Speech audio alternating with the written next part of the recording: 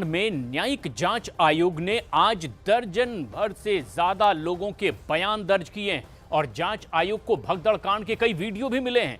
जांच आयोग को चश्मदीदों ने अहम सबूत भी सौंपे हैं और इस बीच बाबा के वकील एपी सिंह ने दावा किया है कि 2 जुलाई को मची भगदड़ के पीछे बहुत बड़ी साजिश थी।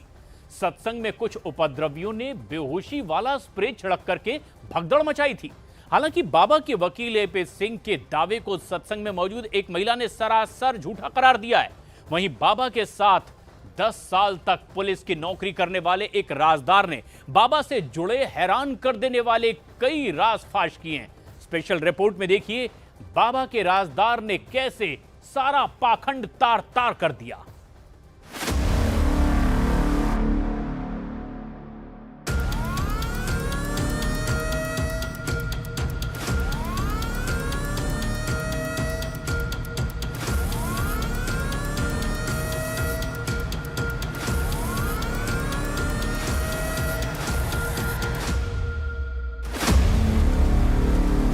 आज बाबा का सबसे बड़ा राज खुलेगा। हमने कभी कुछ दिखाओ ना, हम लोग सागर बिस्तरों के भोलेनाथ हैं, बजरंग बली, हम काम कुछ है ही नहीं। आज बाबा का सेंसर बोर्ड बेनकाब होगा। बाबा घर ना आडंबर है, जहाँ का सब कुछ आडंबर में चल रहा है। आज होगा बाबा की मातेश्वरी पर भूचाल लाने वाला पर्दाफाश। लोग कहते हैं माता श्री का जानती हो तो बताएं हमें अभी। आज बाबा सूरजपाल जाटव की कटियाबाजी की कहानी सुनिए। कोई औलाद नहीं थी तो हम जानते हैं ना, बच्चा अब तक हुआ ना हुआ। आज जानिए पाखंडी बाबा के नहाए दूध से क्यों बनती थी खीर।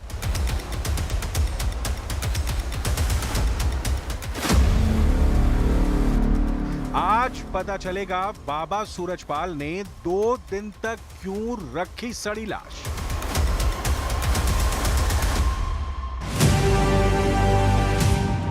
बाबा सूरजपाल जाटव शातिर दिमाग है। बाबा हर कदम फूंक फूंक कर रखता है। बाबा नपा तुला बोलता है। बाबा दाहिने हाथ से क्या करना है ये उसके बाएं हाथ को भी पता नहीं होता। बाबा ने अपनी एक ऐसी दुनिया बना रखी है जहां का बिग बॉस सिर्फ और सिर्फ वो है। मतलब ये कि आंखों पर रंगीन गॉगल चढ़ाकर बाबा सबको देखता है, लेकिन वो क्या करता है इसकी भनक किसी को ना लगे, इसका पूरा इंतजाम वो पहले से ही कर लेता है। मगर बाबा की पर्देदारी, उसके पहरेदारों की निगरानी कुछ भी अब उसके काम नहीं आ रही है। बाबा की पोल खुलती जा रही है, इस कदर खुलती जा रही है जिसकी उसने कभी कल्पना नहीं की थी। बाबा के नए कांड की दंग कर देने वाली कथा शुरू करें उससे पहले इस तस्वीर को देखिए।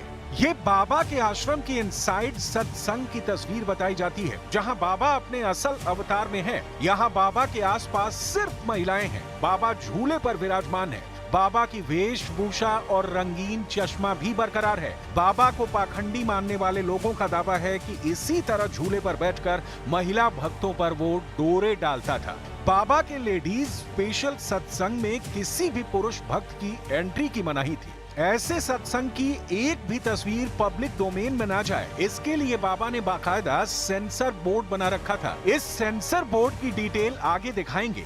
अभी ये जानिए कि ढोंगी बाबा की कुछ महिला भक्तों ने ही उसके राज से पर्दा उठाया है। महिला भक्तों ने बाबा के महिमा मंडन करने के लिए ऐसी कई तस्वीरें सोशल मीडिया पर पोस्ट कर दी। हाथरस हादसे के बाद ऐसी तस्वीरों पर सबकी नजर पड़ रही है। बाबा के ढोंग पर जो दावा किया जा रहा है उसके मुताबिक सूरजपाल जाटव ने सिर्फ भगवानों के नाम ही नहीं रखे, बल्कि ये स्वांग रचाने के लिए कभी विष्णु अवतार धरता था, कभी बाबा खुद को भगवान भोलेनाथ बताता था, कभी इस ढोंगी ने खुद को बजरंग बली कहने के लिए भक्तों को मजबूर किया, कभी सूरजपाल जाटव कृष्ण का रूप धरकर जबरन महिला भक्तों संग रास रचाता था। लेकिन उसके इस ढोंग की तस्वीरें कभी रिकॉर्ड नहीं की जाती थी। बाबा का सेंसर बोर्ड इस ढोंग की तस्वीरें और वीडियो को फौरन अपने कब्जे में ले लेता।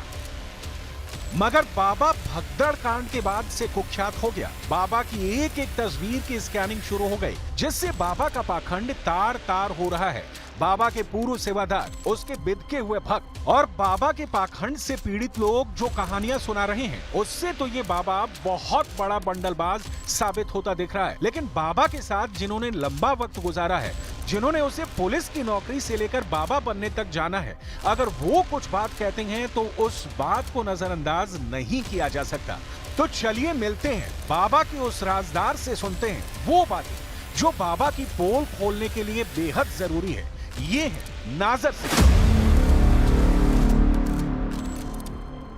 बाबा सूरजपाल जाटव से लंबे वक्त तक इनकी जमती थी, मगर अब नाजर सिंह बाबा के जिक्र पर फट पड़ते हैं। सूरजपाल जाटव के कारनामों से अच्छी तरह वाकिफ नाजर सिंह उसका नाम सुनकर ऐसे भड़के कि भद्दी भद्दी गालियां भी देने लगे।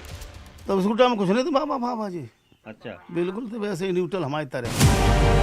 नाजर सिंह का गुस्सा जब शांत हुआ तो न्यूज 18 इंडिया रिपोर्टर दीपक बिष्ट ने उनसे बाबा की हर जानकारी जुटानी शुरू की। तफसील से आप बाबा के सबसे बड़े राजदार से जानिए कि कैसे सूरजपाल जाटव के चमत्कार के सारे दावे हवा हवाई होते जा रहे हैं। किसी का ये पेन हो जाएगा या पर्स गिर पड़े तो पर्स उनको उन्हीं गाड़ी को मिलेगा। भाई तुम्हारा पर्स हूँ मिल सकता है, नहीं मिलेगा। तो ये पर्स गिर गया किसी का, अपना अपना भाई लोग, तो जिसका पर्स था पर्स ले आता था, वहाँ क्या था सब बाबा का पर्स मिल गया, बाबा उनको दे दिया, उनको कहा दे दिया पर्स, हमें तो मिल जाए सो हम सर उठाना, हम 3 दिन घरे उन्हें सो वहाँ हम बस पर्स मिल जाए तो। अच्छा, मतलब पर्स भी गिरता था तो उन्हीं का पर्स होता था, उन्हीं के लोग, उन्हीं का पर्स था, उन्हीं मिल जाता था। बाबा मनगढ़ंत चमत्कारी कहानियां गढ़ता था। उसके सेवादार और पिंक पलटन इन्हीं किस्सों को सुनाकर भोले भाले भक्तों को फंसाते थे, जबकि ये बाबा खुद अपने माँ पिता का कोई सम्मान नहीं करता था। सूरजपाल जाटव ने कभी अपने माँ पिता के पैर नहीं छुए। सूरजपाल जाटव अपने पिता के निधन के बाद घर तक नहीं गया था। मैंने यहाँ देखा तो मतलब क्या देखा कि बाबा जो है सबसे पहले अपनी माँ के पैर छुपाए। माँ ने पैर छूने की कि नहीं, क्यों छुए? माँ ने, माँ का हक है, माँ तो माँ होती है। नाजर सिंह बताते हैं कि स्कूल के दिनों से ही सूरजपाल जाटव खुद को भोले शंकर बताने लगा था। हाई स्कूल में पढ़ाई के दौरान सूरजपाल सभी बच्चों से उसकी पूजा करने के लिए मजबूर करता था। हाँ, पढ़े साथ पढ़े हैं। कौन सी क्लास में पढ़ते थे? तो पढ़े कक्षा 6 में। अच्छा, कहाँ पर पढ़ा? गन्नौर मारा, गन्नौर वाले में? गन्नौर इंटर कॉलेज है। अच्छा, और डिग्री कॉलेज भी वहाँ पर। तो स्कूल टाइम में बाबा का क्या? तब स्कूल टाइम में कुछ नहीं, तो बाबा बाबा जी अच्छा, बिल्कुल तो वैसे ही न्यूट्रल हमारी तरह, अच्छा, जैसा किसान होता तैसे थे। चमत्कार वगैरह कुछ नहीं था? कुछ नहीं था इनके पास। चमत्कार के चलेगा, चिड़िया भी तक नहीं उनके पास थी कोई। चमत्कार तो बहुत चीज़, बड़ी चीज़ होती है। 6ठी क्लास में था? हाँ, तो क्या होता है 6ठी क्लास हम भी थे ना, जब पहले पढ़ते थे हम 6ठी में बाद में गए थे। हम 1966 में 1966 में गया था 6ठी में, जो हमसे पहले थे 2-3 क्लास पहले के। हाँ। ये थी वहाँ पर बात। तो फिर स्कूल कितने तक पढ़ा उन्होंने? उन्होंने इंटर किया है, अंदाज है जी। इंटर करके भर्ती होते ही तब तो हाई स्कूल पहुँच जाते भर्ती। पढ़ाई के बाद सूरजपाल ने यूपी पुलिस ज्वाइन कर ली। जब उसकी पोस्टिंग आगरा में हुई तो नाजर सिंह भी वहीं तैनात थे। दोनों का रोज का मिलना जुलना था। 10 साल तक नाजर सिंह और सूरजपाल का वास्ता रहा। आगरा के शाहगंज थाने में रहने के दिनों को याद करके नाजर सिंह सूरजपाल की सनसनीखेज हकीकत सुनाते हैं। वहीं से उन्होंने रिजार्ट दे दी कि मैं तो साकार बिस्तरी हो गया हूँ। ऐसा कहा गया था? ये कहा खुद कहते थे, हम सुनते थे ना, रहते थे तो हमें तो उन्हें कभी कुछ दिखा हो ना। हम लोग साकार बिस्तरी के भोलेनाथ हैं कि बजरंग बली, हम काम में कुछ है ही नहीं। सब बात बता रहा हूँ मैं उनको, जो अच्छा समझ दे दी। फिर जहाँ आता था मैं तो यहाँ भी पूछताछ करता था लोगों से क्या हो रहा है। देखो जो बताए थे, ये सभी औरतें बताते लोनियाँ नाचती थी यहाँ पे। साफ कह रहा हूँ, जो बाबा कर रहा है कर ले। लोनियाँ नाचती थी, लोनियाँ की सेवा करती, लोनियाँ की बार फार काटती थी। यहीं की बात कर रहा हूँ, जहीं अंदर का वो ताम है। बाबागिरी पूरी तरह चमकाने के लिए सूरजपाल ने पुलिस की नौकरी भी छोड़ दी। लोकल इंटेलिजेंस यूनिट से इस्तीफा देकर बाबा एक धुन भक्तों को बेचने लगा था। आप इतना बड़ा आश्रम आपके घर के पास में है, आप इतने सालों से उनके साथ नौकरी भी करे हुए हैं, पढ़े भी हैं, तो आप जाते हैं वहाँ पर चमत्कार? आज तक मैं तभी गया था जब सुना था, तभी रोनियों फोनियों नाचो करती तो गीत सुनो करते, जब अच्छी धुन बजी तो देखे हम वो धुन सुनने जा करते हम वहाँ पे पढ़ते थे हम, जाते थे आप? धुन सुनने के लिए। जब पढ़ते थे? हाँ तब पढ़ते नहीं, हाँ ना, तब नौकरी करता था ना, हाँ। तब धुन सुन जाऊँ, धुन तो बहुत अच्छी बज रही, क्या बात, कहाँ के कलाकार यहाँ में आए हैं, कलाकार को बिलो नहीं आती भाई वहीं की। वक्त के साथ सूरजपाल जाटव का जलवा बढ़ने लगा। बाबा के पाखंड की दुकान की फ्रेंचाइजी शहर दर शहर खुलने लगी। तब सूरजपाल जाटव ने अपनी पत्नी को भी स्टेज पर बिठाना शुरू कर दिया। जबकि नाजर सिंह बताते हैं कि मातेश्वरी के नाम से पुकारी जाने वाली बाबा की पत्नी बेहद साधारण महिला है। बाबा की कोई औलाद भी नहीं, लेकिन बाबा अपने भक्तों से उन्हें माताश्री कहलाता है। आप तो इतने समय से जानते हैं बाबा को, बाबा की पारिवारिक जिंदगी के बारे में क्या है? उनकी पत्नी परिवार के बारे में साधारण जिंदगी उनकी ज़्यादा नहीं थी, उनकी कोई औलाद नहीं थी, इतनी हम जानते हैं, ना बच्चा अब तक हुआ ना होगा।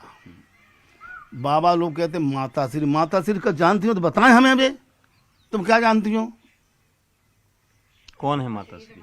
माताश्री पति नहीं, उसे लोग माताश्री कहता है। क्या नाम है उनका? वो नाम तो सुना, क्या नाम अच्छा, पहले से ही वही है पत्नी उनकी? पहले पत्नी तो वही है उनकी, वही है, बच्चा कोई नहीं हुआ है। बाबा सूरजपाल ने ऐसा सब्जबाग दिखाया कि देखते ही देखते उसके भक्त लाखों में हो गए। सूरजपाल सीक्रेट रहकर अंधी आस्था का साम्राज्य खड़ा कर चुका था, लेकिन कोई भी बात लीक ना हो इसके लिए बाकायदा सेंसर बोर्ड बनाया। बाबा के सेंसर बोर्ड का चीफ कोई और नहीं, वही देव प्रकाश मधुकर बताया जा रहा है, जो हाथरस कांड का मुख्य आरोपी है। देव प्रकाश मधुकर के बाद इस बोर्ड में सबसे अहम जिम्मा बाबा की बिंग पलटन की होती थी, जो महिला भक्तों के बीच मौजूद रहती थी। बाबा के सेंसर बोर्ड में उसकी ब्लैक कमांडो फोर्स, जिन्हें गरुड़ कमांडो कहते हैं, उन्हें भी सब पर निगरानी रखनी होती थी। बाबा की नारायणी सेना भी सेंसरशिप में अहम रोल निभाती थी।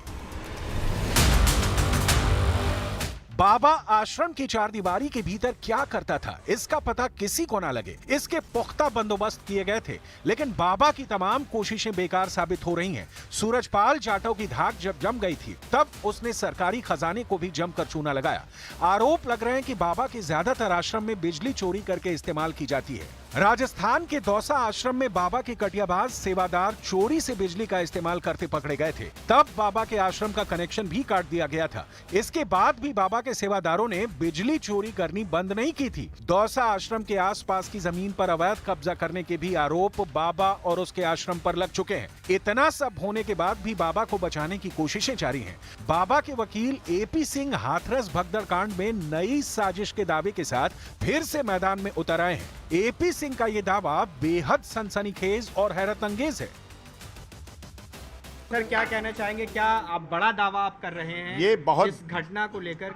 बड़ा दावा नहीं, ये गंभीर जांच का विषय है और उसके साथ दावा भी है। यहाँ पर महिलाओं की तरफ 14, 15, 16 के करीब लोग इस तरह से रहे थे, हट्टे कट्ठे थे, मजबूत थे, क्योंकि एक टीम बना के किया गया। क्योंकि इतनी अधिक मौतों को प्लान के साथ, एक को गिराना नहीं था, 2 को गिराना नहीं था, 4 को गिराना नहीं था, ये स्प्रे लेके, जहरीली पॉइजनिक स्प्रे लेके जो ऐसे करके किया गया था, जिससे इतनी जघन्य मौतें हुई हैं। किरण ये बताइए कि बाबा के वकील की तरफ से कहा गया कि वहाँ पर स्प्रे किया जा रहा था, बेहोश हो जाएंगी महिलाएं और उसके बाद जो है वो गिरते पड़ती चली गई। नहीं सर, ये गलत है। वहाँ पर कोई स्प्रे करने वाला नहीं था। वहाँ पर सारे लोग अपने बचाने की कोशिश कर रहे थे, वहाँ कोई स्प्रे करने वाला नहीं था। हमने उनके नज़दीक से देखा, जहाँ पर गड्ढे में लाश पड़ी थी, वहाँ से देखा, वहाँ पर कोई स्प्रे नहीं थी। एपी सिंह के दावे और दलीलों से अलग हाथरस कांड की जांच तेज हो चुकी है। 3 सदस्यीय न्यायिक जांच आयोग की टीम ने कई लोगों के बयान दर्ज कर लिए हैं। हादसे वाली जगह से ढेरों सबूत भी जुटाए जा चुके हैं। जिस तरह से जांच आगे बढ़ रही है, उससे साफ है कि बहुत जल्द बाबा रेडार पर आने वाला है। फिर बाबा के अंडरग्राउंड अड्डे तक पुलिस पहुंचेगी और फिर बाबा की शामत आनी तय है।